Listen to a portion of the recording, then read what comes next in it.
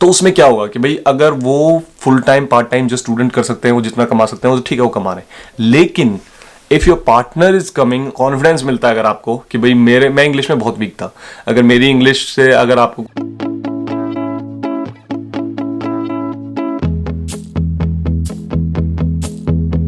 Hello guys, once again welcome back on the video. In today's video we will be talking about multiple things. First of all, we'll talk about the current situation in UK, and secondly we'll talk about what is good about spouse visa, what is good about dependent visa, what's is it a good decision to come on spouse visa or dependent visa with the student visa, and we'll talk about this. अब आप लोग सोच रहे हो यार मैं English में क्यों बोल रहा हूँ, क्योंकि यार मुझे बहुत सारे स्टूडेंट्स हैं जो कमेंट करके बोलते हैं कि भाई आपको है ना अपनी वीडियोस को इंग्लिश में बनाना चाहिए. अब मैंने इस बारे में सोचा, मुझे लगा कि should I make my videos in English और नॉट. सो मुझे ये लगा कि yes, I think they are right, I should be making my videos in English as I start my channel in a Hindi language. So I will not say that कि भाई मैं totally skip कर दूंगा, हिंदी बिल्कुल भी यूज नहीं करूंगा, but I will try to use English more occasionally.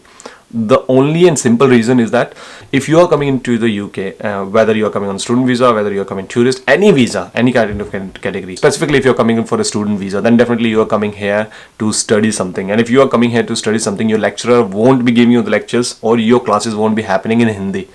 Your classes will be happening in English.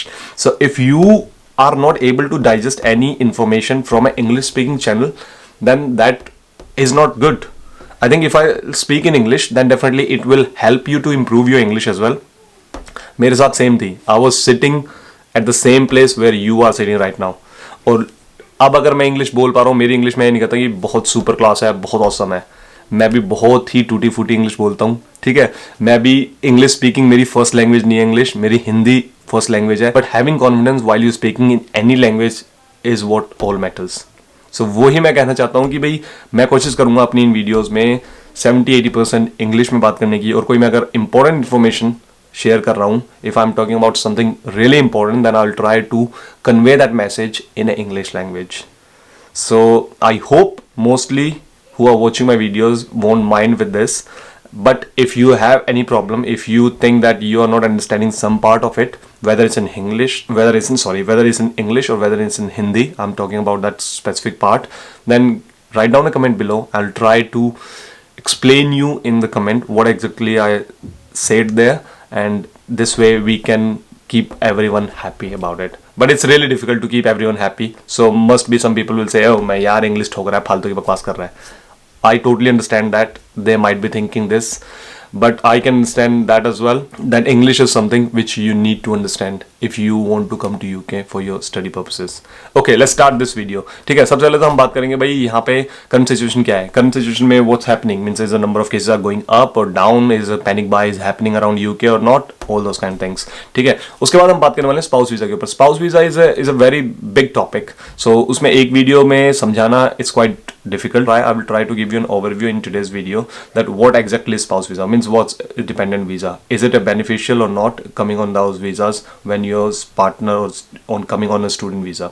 So let's discuss this in a little bit more detail. First of all, I'll tell you, my name is Rajiv. I live in UK and makes regular videos for the students who are planning to come to study in UK, or if you are interested to come to UK for a sponsor visa, whatever visa category it is. I'll tell you about different things, I'll tell you about different situations, and I'll try to give you the clear cut clean information. I always try to empower you with the knowledge rather than dependent on my knowledge. Let's start this video. So first of all, let's talk about current situation in England. जैसे कि आप लोगों को पता होगा यार, current situation England में क्या है कि भाई नंबर ऑफ केसेस बढ़ रहे हैं. कल जो केसेस रिपोर्ट हुए थे वो हुए थे 57,000 के करीब. 57,000 के केसेस के करीब अगर रिपोर्ट हो रहे हैं तो बहुत बड़ा नंबर है. It's a massive, it's a vast number. ठीक है, the reason being why I am saying that is vast number, because अभी तक इतने cases has not been reported जब से ये क्राइसिस शुरू हुआ है.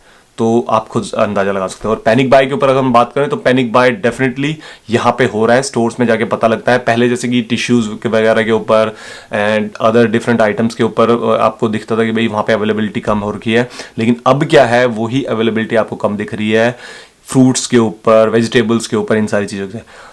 Having said that, that could be the other reason. Brexit हुआ है recently, could be that is the reason, because the नए checks जो लगाए हैं border control पे, वो सारी चीजें हो सकती हैं. But for sure panic buy is happening in the UK, because कुछ नहीं पता कि लॉकडाउन अब फिर दोबारा से लगे और कितने महीनों का लगे, कब तक लॉकडाउन लगे. और लॉकडाउन लगने के चांसेस पूरे के पूरे दिख रहे हैं, क्योंकि नंबर ऑफ केसेस बढ़ रहे हैं, घट नहीं रहे. हाँ, अगर आप लोग मेरे को रेगुलरली फॉलो करते हो तो आप लोगों ने देखा होगा, मैंने अपनी पीछे एक वीडियो में बोला था 3-4 वीक पहले जब मैंने बनाई थी कि नंबर ऑफ केसेस देखना और भी ज्यादा स्पाइक करेंगे न्यू ईयर के टाइम पे, जनवरी फरवरी के टाइम पे. रीजन क्या दिया था मैंने कि during the Christmas period many families are mixing up together, which was allowed by the government. ठीक है, और वो जो मिक्सअप हुआ है, अगर किसी को कोई सिम्टम था या किसी को वो बीमारी थी, तो definitely it has been transmitted to the other people. ठीक है, और अब नए स्ट्रेन जो आए हैं डेफिनेटली वो भी बहुत बहुत ज्यादा कहते नहीं है कि फैल रहे हैं. So that is one of the reasons the number of cases is just inflating on a daily basis. इसके बाद हम बात करते हैं कि भाई चलो ये तो हो गया करंट सिचुएशन यूके के अंदर. ठीक है, आई होप आप लोगों को इतनी ही इन्फॉर्मेशन चाहिए होगी करंट सिचुएशन के ऊपर. बाकी अगर यूनिवर्सिटी से रिलेटेड कि भाई क्या चल रहा है, ऐसा कुछ यूनिवर्सिटीज ने अभी कोई डिक्लेयर नहीं किया है कि भाई वो पूरा ऑनलाइन करेंगे. अभी तक ब्लैंड ही है और मोस्टली 90% यूनिवर्सिटीज तो ऑनलाइन ही पढ़ा रही हैं. ठीक है, इसके अलावा कोई ऐसी करंट सिचुएशन यहाँ पे मैसिवली चेंज नहीं हुआ है. बस ये है कि अभी वही सोच रहे हैं कि भाई फुल लॉकडाउन लगाने के ऊपर. इसके अलावा और कोई ऐसी करंट सिचुएशन में है नहीं न्यूज़ जो देने लायक हो. ठीक है, तो चलो अब हम बात करते हैं कि भाई जो स्पाउस वीजा के ऊपर, because as you know if you are watching my videos on a regular basis that I ask a question in couple of videos back that do you want me to make a video on spouse visa, do you want me to create some sort of content around spouse visa, dependent visa, all those kind of things. Yeah, there are many comments I have received where they talk about it. Yes, definitely you should be making video around it. So let's talk about it little bit. Spouse visa पे आना is a beneficial or not? पहला question ये उठता है कि भाई spouse visa होता क्या है. चलो पहला क्वेश्चन ये उठता है कि स्पाउस वीजा एग्जैक्टली होता क्या है. स्पाउस वीजा ये होता है कि भाई अगर आप का partner, if your main applicant is coming on a student visa, whether it's a husband or a wife, whether it's a male partner or female partner, अगर एक student visa पे आ रहा है, जो दूसरा partner है वो उसको accompany कर रहा है, कंपनी का मतलब हो गया अगर वो साथ में आ रहा है तो they can apply on a spouse visa और डिपेंडेंट वीजा जिसको बोलते हैं. ठीक है, अब क्या what are you thinking, means is it a good thing to come on a spouse visa और डिपेंडेंट वीजा? अगर कोई मुझसे पूछता है तो if somebody is asking me, then definitely I will say yeah, it's a awesome, it's a great thing to have. Means if my wife is going for a studies in UK and if I'm getting a spouse visa on it or a dependent visa, then definitely it's an awesome thing. Why it's a good thing? Because first of all, you will get a chance to earn at the same time and pay your fees. You don't need to depend on your loans or whatever it is. You can pay off your loans straight away. The reason being why I said that, if you haven't watched my video regarding the part-time jobs or full-time job, how much you can earn, how much you can make money, then definitely you can go and watch that video, which I'll put the link below in the description. तो उसमें क्या होगा कि भाई अगर वो full time part time जो student कर सकते हैं वो जितना कमा सकते हैं वो तो ठीक है, वो कमा रहे हैं. लेकिन if your partner is coming as a dependent on you, जो आपका पार्टनर है, ही कैन और she can work full time. Full time means 40 घंटे काम करते हैं और जितना भी वो कमाएंगे, whether they make a income of like 20,000 pound a year or 15,000 or 25,000, it's depend what sort of job your partner is doing, what sort of skills they are having. Sometimes if your partner is having like a data scientist, or if a partner is a software engineer, if your partner is something else which is in high demand jobs, they must be making 50-60,000 pound as well or more than that. So it depend है. ठीक है, अगर आपने fees पे करी है for example 10,000 pound और 12,000 और 15,000 पाउंड, ठीक है, अगर आपका पार्टनर फुल टाइम काम कर रहा है और बेसिक लेके चलते हैं, चलो 15 से 20,000 पाउंड के करीब, अगर आपका 15,000 पाउंड अगर आपका पार्टनर कमा रहा है, तो आपकी जो फीस आपने पे करी है वो तो आपके पार्टनर की कमाई से ही पे हो जाएगी देखा जाए तो मतलब. और उसके बाद अगर आपको 2 साल का PSW मिलेगा, so you are in a win win situation. ठीक है, तो अगर किसी के दिल में ये डाउट है कि भाई स्पाउस वीजा के ऊपर आना चाहिए कि नहीं आना चाहिए, तो ये डाउट शायद क्लियर होना जाना चाहिए इस जो मैंने अभी आपको बात बताई है उससे.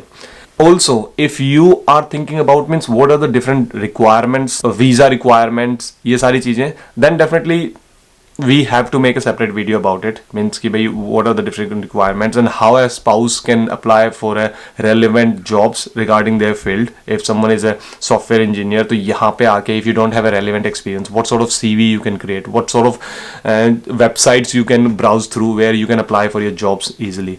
So these are the certain things which you can you must be wondering about it.